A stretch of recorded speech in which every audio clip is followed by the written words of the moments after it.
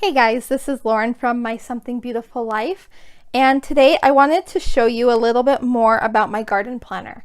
So I did mention this in one of my update videos a couple months ago. I don't know. I'll link to it up here in the cards. But basically, I have talked about this before, but I wanted to do its own video on it so I could just kind of go through it in a little bit more detail and just explain what I'm doing. Honestly, this will probably be a short video. There's not a whole lot in here to show, but I have been loving how this works and I'm just so excited to have it for reference.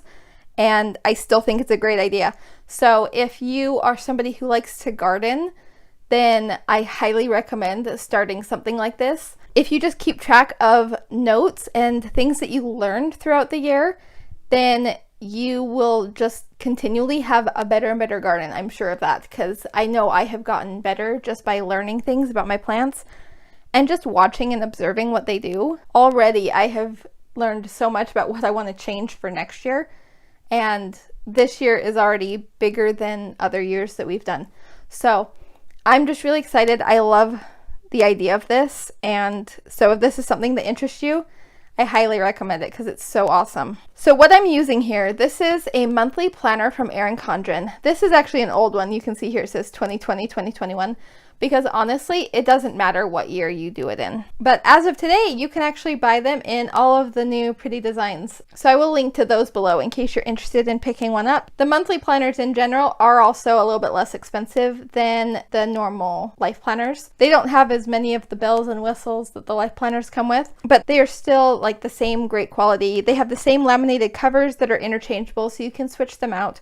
This one I made custom for this planner. So this was a peach design. I don't even know if this design is on the website anymore, but I thought it worked well for the garden, and then I just wrote garden planner down here. But the basic idea of what I do with this is, because it has tabs and different sections within each month, this gives me room to just write notes about what's going on in my garden throughout the year. And I'll show you some of the things that I've written.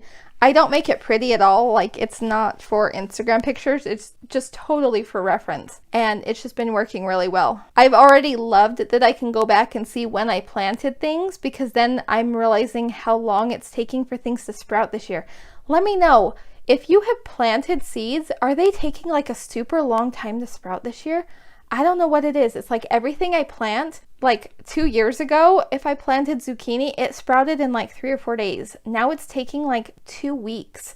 And I don't know, I don't get it. These are new seeds too, like they're not even old seeds. So anyway, let me know if you're having this problem too, because I'm kind of weirded out by it. Anyway, so what I have been doing is that I totally ignore the monthly calendar. I'll probably just cover it up at some point and use it for extra note space, because again, like, I'm not using it as a dated planner, so it doesn't really matter.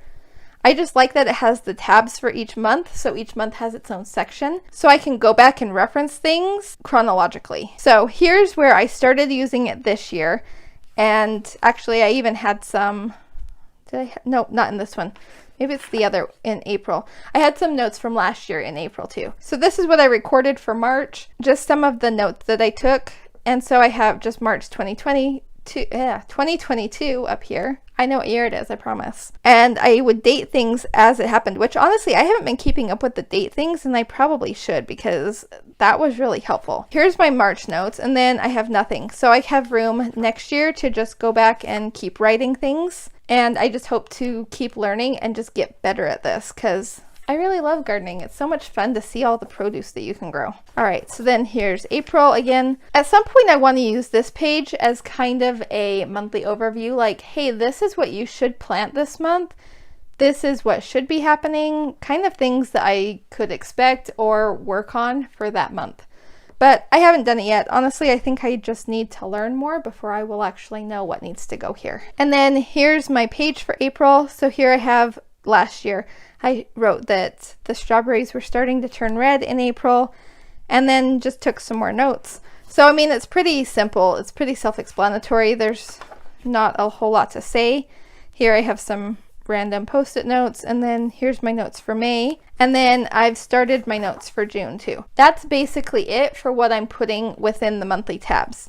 The next thing that I do have in here is at the very end. I even have another little bookmark for it. One thing I love about the monthly planners is that at the end of it, you can add in extra note pages.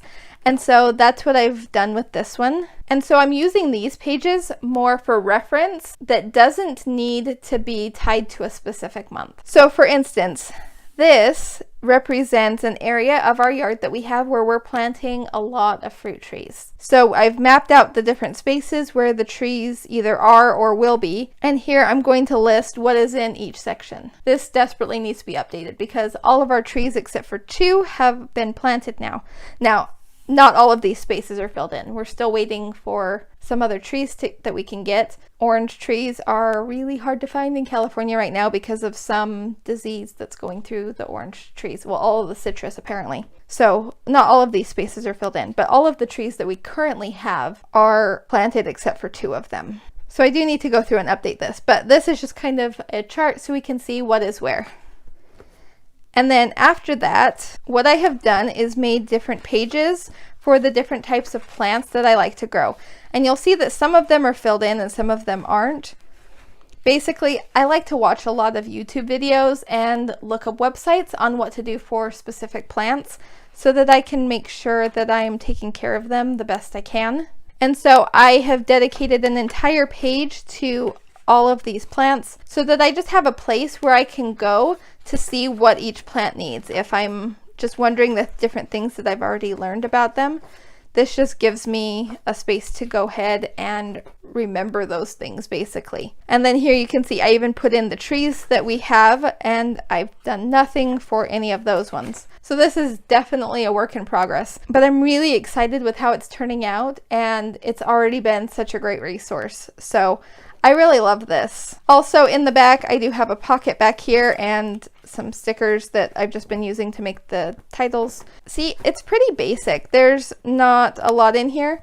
One thing I am excited about is that we do plan to do a winter garden this year. And so, like, I know in some areas it would be kind of unnecessary to say, what are you planting in December? Because in a lot of places it snows and you don't really plant anything in December. But in Southern California, we actually have some plants that really like to grow in December. We have some colder weather ones and we don't get a lot of frost, so they do very well even through the winter. So I'm excited to do some of those at the end of this year. So I love that this planner can accommodate for that too. And it just has space for all of them, and for multiple years I will be able to track what the plants are doing and what I'm doing and what I should be doing differently.